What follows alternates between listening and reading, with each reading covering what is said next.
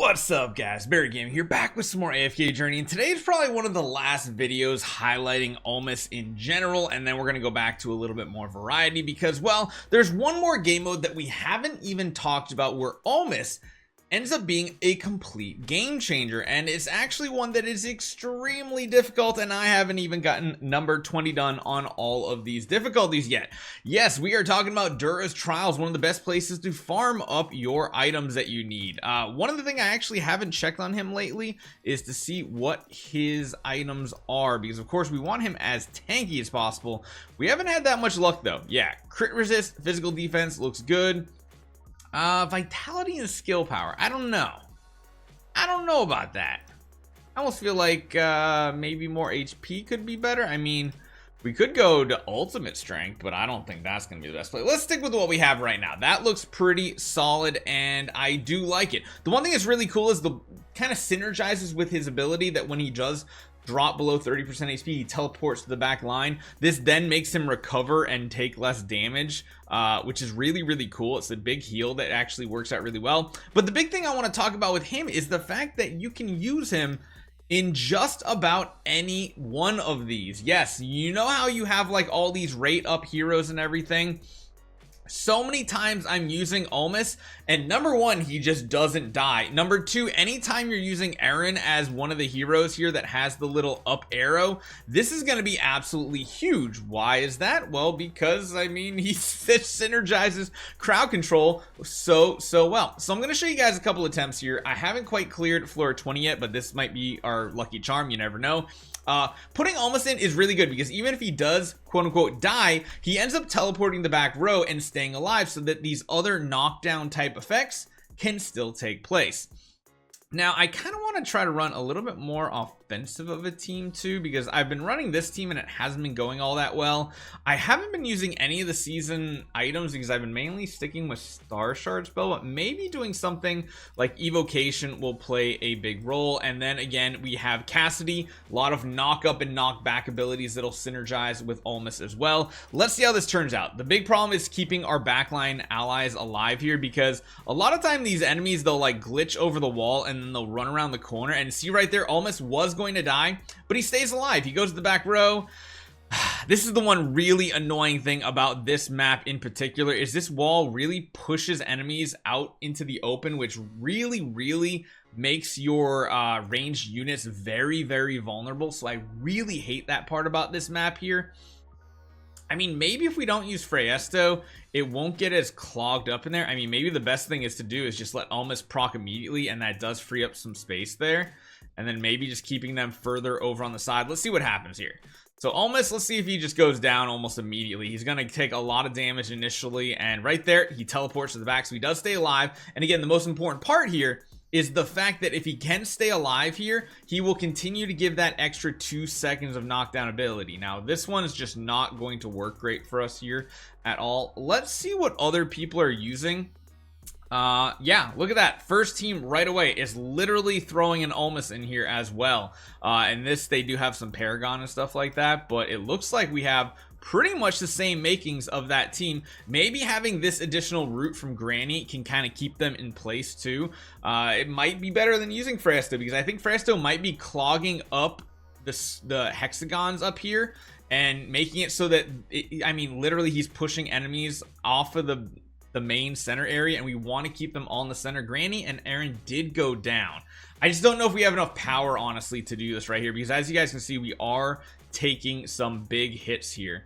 We could go for like an extremely defensive team and go with light heal spell to see if maybe the additional armor or physical damage reduction and everything, magic damage reduction, can keep our heroes alive a little bit longer, because again, we need to keep them crowd controlled up here as long as possible. But they're getting some attack off. I don't know if it's Parisa that's doing it or who is, but yeah, we're just getting absolutely nuked all of a sudden. So we might need to try to figure out some way to have even better crowd control in here.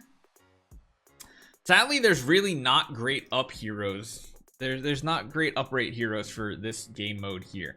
Maybe we need to change the positioning. Maybe we just need to try to get more ultimates from Aaron, because it seems like that might be part of it there, that we're just not keeping them locked down as much. So in order to do that, what I'm gonna do is we're gonna run Cascade Spell. Let's see if Cascade Spell can give him a second ultimate much quicker and be a solution to our problem, because as you guys can see, he's about to use another one right here. It's past the 10-second mark, so they're gonna get that additional 2-second knockdown from Ulmus, and then maybe with all these different ultimates chaining together, we can keep them locked down, because every single unit here has some type of crowd control effect, and if we can just keep juggling them, essentially, I think that's how we get the victory. The downside here is most of our damage, I think, is gonna have to rely on the Cassidy and Cessia combo, and I don't know if that's necessarily enough. One enemy did get a little rogue, and that's probably bad. This is why I do think running, it's just not enough. It's so close to being enough. Look how close we got right there. It's so stinking close. I think the main reason why a lot of people run Star Shard Spell, just because when you're using so many ultimates, it's just such a huge boost.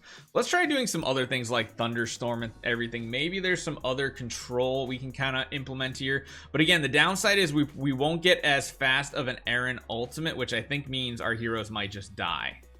Well, actually, this is kind of working out good, and that Thunderstorm does quite a bit of damage. If you guys never used this Thunderstorm or Thunderbolt spell, it actually does a decent amount of damage when it goes off at 3, and then I believe it's 10 ultimates.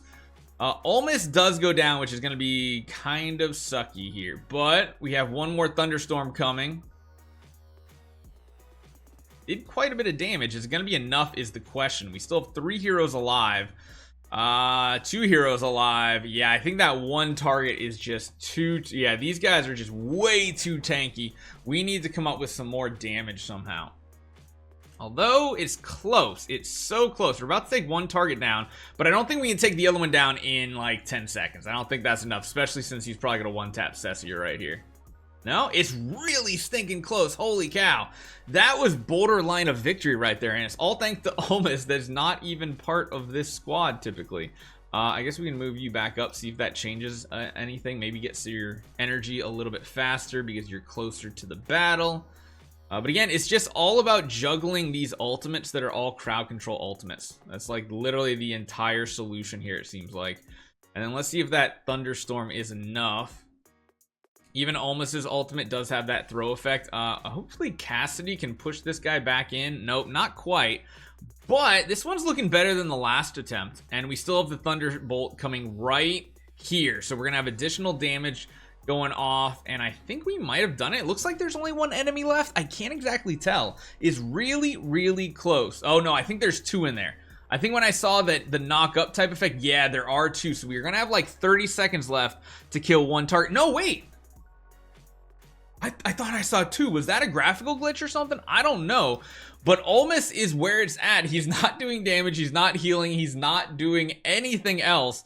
But he's letting them do billions of damage. Holy cow. And that actually gave us the unlock, including the extra chest here, which is pretty awesome. So we got level 20 done, which is exactly what I wanted to show you. Just because a hero isn't in the, like, the thumbs up, use this section here, he can be very good. And again, the main reason why he is so good is that synergy with those knock-up effects. When he gets to Mythic Plus, the additional, where is it? No, not here. The additional 2 seconds of knockdown duration every 10 seconds. That's absolutely huge. That's a 20% more uptime on knockdown effects. And then you have all those entanglements and everything is really good. So let me know what you guys think. Hopefully you guys enjoy this one. I love this hero right here. He just has so many niche uses that they add up really fast.